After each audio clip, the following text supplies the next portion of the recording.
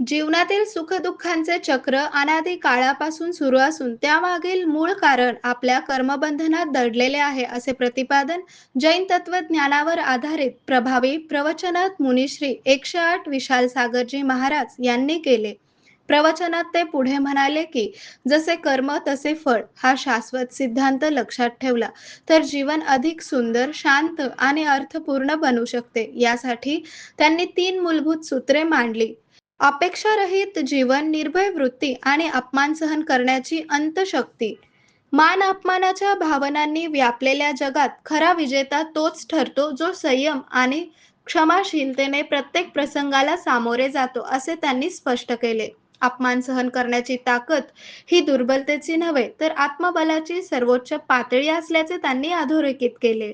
आरोग्य म्हणजे केवळ औषध नाही, तर निसर्गाच्या योग्य उपचारांनी मिळणारी खरी आरामदायक अनुभूती.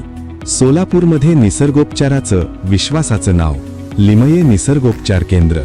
इथे उपलब्ध आहेत विना औषध उपचार पद्धती, ॲक्युप्रेशर, ॲक्युपंक्चर, कपिंग आणि मसाज थेरपी.